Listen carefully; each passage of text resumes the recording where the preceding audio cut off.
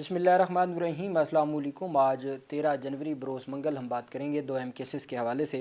پاکستان تحریک انصاف کا سب سے جو بڑا ایک معاملہ ہے وہ اپوزیشن لیڈر کی تقرری کا ہے، محمود اچکزئی کا، اور آج جو اسپیکر چیمبر میں بڑی پیش رفت سامنے آئی ہے، جس کے بعد پاکستان تحریک انصاف نے اناؤنس کر دیا ان کی تقرری سے متعلق، وہ میں آپ کے ساتھ شیئر کروں گا، اور ساتھ میں آپ کو بتاؤں گا کہ ایک آرڈیننس لایا گیا تھا، اس آرڈیننس کو کیوں واپس لینا پڑا حکومت کی جانب سے، اس کی تفصیل بھی میں آپ کے ساتھ شیئر کروں گا، اور ساتھ میں آپ کو بتاؤں گا کہ اس آرڈیننس کو واپس لینے کی بنیاد پہ اب جو ایک لیا گیا تھا الیکشن شیڈول جو ہے وہ معطل کر دیا گیا تھا، اب دوبارہ بلدیاتی قانون کا الیکشن شیڈول بحال ہو گیا ہے، اس کی تفصیل بھی میں آپ کے ساتھ شیئر کروں گا۔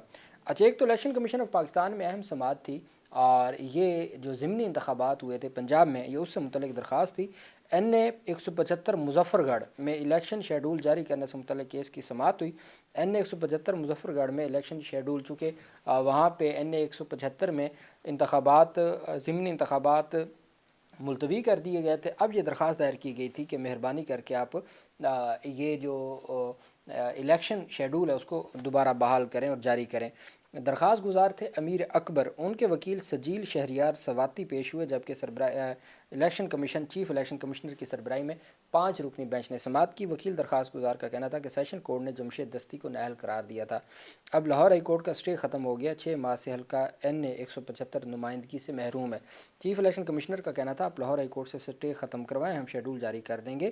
وکیل درخواست گزار کا کہنا تھا کہ لاہور ہائی کورٹ میں ہم فریق نہیں ہیں۔ آپ کو یاد ہوگا کہ جو ضمنی الیکشن تھا این اے 175 کا، جس میں جمشید دستی کو نااہل قرار دیا گیا تھا، اب جمشید دستی کو اس وقت تو نااہل قرار دیا گیا تھا، لیکن بعد میں پھر وہ ان کو سزا بھی ہو گئی تھی ایک جعلی ڈگری کیس میں، تو اس کی وجہ سے وہ ویسے ڈسکوالیفائی ہو گئے۔ تو اب یہاں پہ یہ درخواست تھی کہ آپ چونکہ وہ نااہل ہو گئے اس بنیاد پہ کہ ان کو سزا ہو گئی ہے، تو آپ مہربانی کر کے الیکشن شیڈول جاری کریں۔ اب ہوا یہ تھا کہ لاہور ہائی کورٹ میں ان کی درخواست پر، جو پہلے ابھی ان کو سزا نہیں ہوئی تھی، اس سے پہلے جو الیکشن کمیشن نے ان کو نااہل قرار دیا تھا، الیکشن کمیشن نے جعلی ڈگری کی بنیاد پہ نااہل قرار دیا تھا، اس کیس میں لاہور ہائی کورٹ میں یہ سوال اٹھایا گیا تھا کہ جو الیکشن کمیشن ہے اس کے پاس اختیار نہیں ہے، وہ نااہل نہیں قرار دے سکتا، یہ سوال اٹھایا گیا تھا۔ پھر لاہور ہائی کورٹ نے الیکشن شیڈول کو جو ہے وہ معطل کر دیا تھا اور ضمنی انتخابات سے روک دیا تھا۔ اس کے بعد فل بینچ بنا دیا۔ فل بینچ میں ابھی دوبارہ سماعت نہیں ہوئی، کوئی 6 مہینے ہو چکے ہیں، فل بینچ میں دوبارہ سماعت نہیں ہوئی، لیکن ایٹ دا سیم ٹائم بعد میں ایک درخواست، ایک استغاثہ تھا الیکشن کمیشن کا، اس میں پھر ان کو سزا ہو گئی۔ کس کو؟ جمشید دستی کو، اور وہ ساری کی ساری سزا ایسی ہوئی جیسے ان کی غیر موجودگی میں سزا ہو گئی۔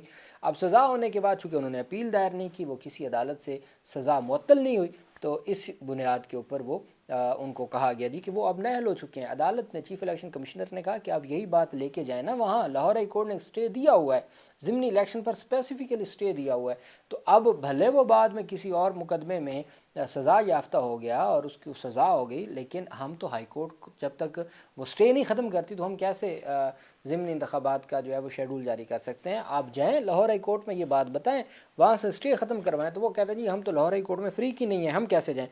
چیف الیکشن کمشنر کا کہنا تھا آپ لاہور ہائی کورٹ سے سٹے ختم کروا دیں، ہم شیڈول جاری کر دیں گے۔ چیف الیکشن کمشنر کا کہنا تھا ہم فیصلہ کر دیتے ہیں، پھر آپ کے پاس لاہور ہائی کورٹ میں فریق بننے کا موقع ہو سکتا ہے۔ مزید برآں جمشید دستی کے وکیل کو الیکشن کمیشن نے دلائل دینے سے روک دیا۔ الیکشن کمیشن کا کہنا تھا کہ جمشید دستی نے سزا پر سرنڈر نہیں کیا، اس لیے اس کو یہ حق بھی نہیں ہے کہ ہم اس کے وکیل کی بات سنیں۔ ایسی سخت جو ہے جو رویہ ہے وہ ہائی کورٹس میں یا سپریم کورٹ میں بھی نہیں ہوتا کہ جی یہاں پہ آپ کو یاد ہوگا عمر ایوب اور شبلی فراز کی درخواستیں پشاور ہائی کورٹ میں، اس کے بعد درخواستیں گئیں سپریم کورٹ تک، کسی نے یہ نہیں کہا کہ آپ خاموش ہو جائیں، آپ نہیں بات کر سکتے چونکہ آپ سزا یافتہ ہیں، کسی نے یہ بات نہیں کی تھی۔ حتیٰ کہ جب پاکستان تحریک انصاف کے رہنماؤں نے پہلا جو اپنی نااہلی کو چیلنج کیا تھا لاہور ہائی کورٹ میں، ان کی درخواستیں ناقابل سماعت ہوئی تھی، لیکن درخواستوں پر کئی دن تک آرگومنٹس ہوتے رہے، ان کو کسی نے نہیں روکا تھا کہ سٹاپ، آپ چونکہ آپ نے سرنڈر نہیں کیا اور آپ سزا یافتہ تو ہم آپ کی بات نہیں سنیں گے۔ وہ الیکشن کمیشن نے جمشید دستی کے وکیل کو بات کرنے سے بھی روک دیا۔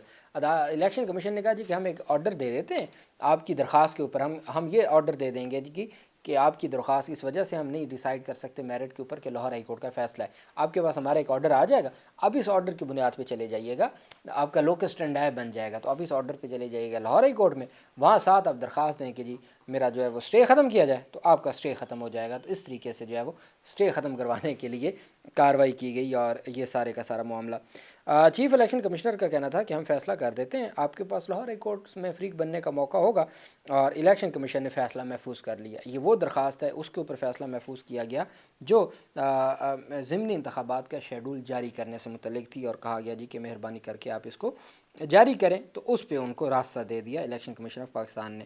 وہیں پہ جو دوسری بڑی پیش رفت سامنے آئی ہے، میں نے آپ کو کل بتایا تھا کہ پاکستان پیپلز پارٹی نے انتہائی سنگین الزام لگایا تھا موجودہ حکومتی جو اتحاد ہے، شہباز شریف کی حکومت ہے، ان کے اوپر۔ اچھا، وہ یہ تھا کہ بلدیاتی انتخابات سے متعلق، اسلام آباد کے بلدیاتی انتخابات سے متعلق ایک آرڈیننس جاری کیا گیا جس کے تحت کچھ تبدیلیاں کی گئیں، اور اس بنیاد پہ بلدیاتی جو الیکشن تھا، الیکشن کمیشن کی جانب سے شیڈول جاری کیا گیا تھا۔ پاکستان پیپلز پارٹی نے تو ہنگامہ کھڑا کر دیا، حتیٰ کہ انہوں نے اجلاس سے بھی بائیکاٹ کیا، اور جس کی وجہ سے پھر اجلاس نہ ہو سکا، کورم پورا نہیں تھا کہ جی صدر نے آرڈیننس کون جاری کرتا ہے، وفاقی آرڈیننس صدر جاری کرتا ہے، صوبائی آرڈیننس گورنر جاری کرتا ہے۔ وہ ایسا نہیں ہے کہ آپ نے پارلیمنٹ سے قانون منظور کروایا ہے اور پھر آپ نے ایک فارمیلٹی کے لیے صدر کی منظوری لینی ہے، نہیں، آرڈیننس کا اختیار ہی ان کے پاس ہے، وہ ادھر سے وزیر اعلیٰ کی کابینہ بھیجتی ہے، ادھر سے وزیر اعظم کی کابینہ بھیجتی ہے، لیکن اختیار کس کا ہے؟ اب یہاں کیا ہوا، چونکہ یہ معاملہ پہلے آپ کو یاد ہوگا ایک ایکٹ منظور کیا گیا تھا جس پر عارف علوی نے منظوری نہیں دی تھی، اور عارف علوی نے اس کے اوپر لکھا تھا، وہ آرمی ایکٹ میں کچھ ترمیم کی گئی تھیں، اور ایک اس آفیشیل سیکرٹ ایکٹ میں بھی ترمیم کی گئی تھیں، لیکن وہ ایکٹ تھا جو پارلیمنٹ سے آیا تھا، یہ کوئی پارلیمنٹ کا ایکٹ نہیں تھا، یہ وہ تھا جو آرڈیننس جاری کرنا تھا صدر نے۔ اب وہ کہتے ہیں جی کہ اس کے اوپر تو نہ ہم نے سائن کیے، نہ ہمارے علم میں ہے، تو یہ کیسے ہو سکتا ہے؟ اس پر پھر کل احتجاج کیا۔ کل کا یہ آرڈیننس تھا، کل رات یہ آرڈیننس واپس لے لیا شہباز حکومت نے۔ اس کا مطلب ہے انہوں نے اپنی غلطی تسلیم کر لی۔ اتنا بڑا آئینی اور قانونی بلنڈر کہ جس میں آرڈیننس کا نوٹیفیکیشن جاری کر دیا گیا لیکن صدر کے دستخط ہی نہیں تھے، صدر کی منظوری نہیں تھی، صدر کی مرضی نہیں تھی، یہ صورتحال تھی۔ پھر اس کے اوپر احتجاج ہوا، احتجاج کے بعد پیپلز پارٹی نے میڈیا کے اوپر، سوشل میڈیا کے اوپر یہ معاملہ آ گیا کہ جی اتنا بڑا بلنڈر، پھر ان کو واپس لینا پڑا۔ حکومت پاکستان نے پیپلز پارٹی کے قومی اسمبلی میں احتجاج اور معاملہ اٹھانے کے بعد صدر مملکت کی منظوری کے بغیر جاری ہونے والے اسپیشل اکنامک زونز آرڈیننس واپس لینے کا فیصلہ کیا۔ حکومت نے بڑا فیصلہ کرتے ہوئے آرڈیننس 2026 واپس لینے کی منظوری دی۔ آرٹیکل 89 سب آرٹیکل 2B کے تحت صدر مملکت کو آرڈیننس واپس لینے کا مشورہ دیا گیا۔ پہلے مشورہ بھی پھر بھی صدر کو دیا گیا جی کہ وہ آرڈیننس ہم واپس لینا چاہتے ہیں، آپ اس کی منظوری دیں۔ وزیر اعظم نے اسپیشل اکنامک زون ترمیمی آرڈیننس واپس لینے کی سمری پر دستخط کر دیے۔ وفاقی وزیر قانون اعظم نذیر تارڑ نے کہا کہ آج کل ای آفس ہے جس سے فائلز کی اپروول آن لائن ہوتی ہے، اس آرڈیننس کی بھی اپروول ہو گئی، اسٹاف ٹو اسٹاف اس کو منظور شدہ سمجھا گیا۔ اعظم نذیر تارڑ نے کہا کہ دستخط شدہ فائلز موصول ہوئیں تو اس آرڈیننس پر دستخط نہیں تھے اور اس پر پرنٹنگ ہو چکی تھی، یہ غلطی ہوئی ہے جس کی درستگی کی گئی ہے۔ وزیر قانون نے کہا جو بل مشترکہ اجلاس سے صدر کے پاس جائے تو صدر 10 روز اس کو رکھ سکتے ہیں۔ خیر سگالی کے تحت ان بلز کو بھی نوٹیفائی نہیں کیا گیا کیونکہ صدر نے منظوری نہیں دی۔ اعظم نذیر تارڑ نے کہا کہ پاکستان پیپلز پارٹی اور نون لیگ کا آپس میں بڑا اچھا تعلق ہے، اس تعلق کی وجہ سے اس آرڈیننس کو بھی واپس لیا گیا ہے، آئندہ بھی معاملات کو افہام و تفہیم سے چلائیں گے۔ پیپلز پارٹی نے آرڈیننس جاری ہونے پر قومی اسمبلی کا واک آؤٹ کیا تھا۔ مذکورہ آرڈیننس کو اب بل کی صورت میں پارلیمنٹ میں لایا جائے گا۔ اس طریقے سے جو کام کیا گیا تھا وہ ختم ہو گیا، اور وہ جو آرڈیننس ہے وہ ختم ہو گیا، یعنی کہ واپس لے لیا نا، وڈرا ہو گیا۔ وہ وڈرا ہونے کے بعد ایک بار پھر الیکشن کا جو شیڈول ہے وہ بحال ہو گیا۔ پاکستان تحریک انصاف ایکٹیو ہو گئی، پاکستان تحریک انصاف نے پھر اس کے اوپر جو ہے وہ ورکنگ شروع کر دی ہے۔ اب وہ ورکنگ کرتے ہیں، ساتھ ہی جو ہے وہ پاکستان تحریک انصاف کیمپین شروع کرتی ہے، ساتھ ہی پھر آرڈیننس لا کے یا کوئی قانون لا کے الیکشن ہی ملتوی کروانا پڑتا ہے۔ یہ اس وقت موجودہ نظام کی صورتحال ہے۔ پاکستان تحریک انصاف کے اپوزیشن لیڈر کی تعیناتی سے متعلق کل یہ فیصلہ ہوا تھا، اور آج پاکستان تحریک انصاف کے ممبران کو بلایا گیا تھا کہ جی آپ اپنے جو ہے وہ ویریفیکیشن کریں، اور پھر جمعرات کے لیے کہا گیا تھا کہ اس پر ووٹنگ ہوگی۔ آج جب اجلاس ہوا قومی اسمبلی کا تو ایک تو پاکستان پیپلز پارٹی نے جب یہ آرڈیننس واپس ہو گیا تو پاکستان پیپلز پارٹی نے اپنا احتجاج ختم کر دیا. ساتھ ہی یہ بڑی ڈیولپمنٹ سامنے آئی کہ پاکستان تحریک انصاف کے جو رہنما ہیں بیرسٹر گوہر علی خان, اسد کیسر اور اپوزیشن کے جو رہنما ہیں ان کو پھر اسپیکر نے اپنے چیمبر میں بلایا.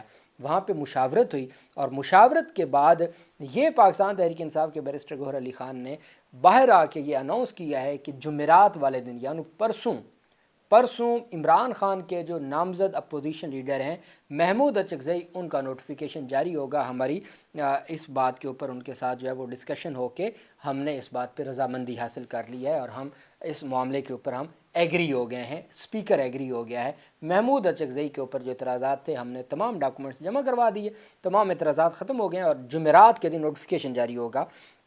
عمران خان ہی چیئرمین ہیں. بیرسٹر گوہر علی خان نے کہا جی دیکھیں ایک بات آپ یاد رکھیں, میرے بیانات کو, میں سادہ سا آدمی ہوں, میرے بیانات کو آگے پیچھے کر کے میڈیا جو ہے وہ کرتا ہے. میں ایک بات کیٹاگوریکلی کہتا ہوں کہ عمران خان ہی چیئرمین تھے, چیئرمین ہیں اور چیئرمین رہیں گے.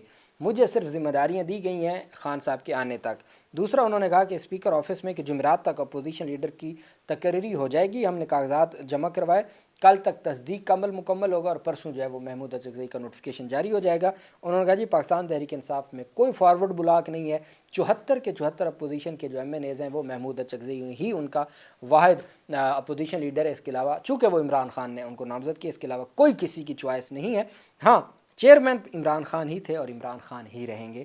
یہ پاکستان, میں سمجھتا ہوں یہ اچھی بات ہے. پارلیمنٹ میں محمود اچکزئی کو اپوزیشن لیڈر کا جو ہے وہ کریں, ساتھ علامہ راجہ ناصر عباس کو سینٹ میں کریں اور عمران خان سے ملاقات کروائیں تاکہ چیزیں بہتر انداز میں چلنا شروع ہو جائیں. آج ویسے بھی منگل ہے اور پاکستان تحریک انصاف کے کارکنان پہنچنا شروع ہو گئے ہیں اڈیالہ جیل کے باہر. اور جو لاسٹ ٹیوزڈے تھا, جو پچھلا منگل تھا, اس پر حکام نے وعدہ کیا تھا, یقین دہانی کروائی تھی کہ آپ رات کے 12 بجے اس کو ختم کریں احتجاج کو.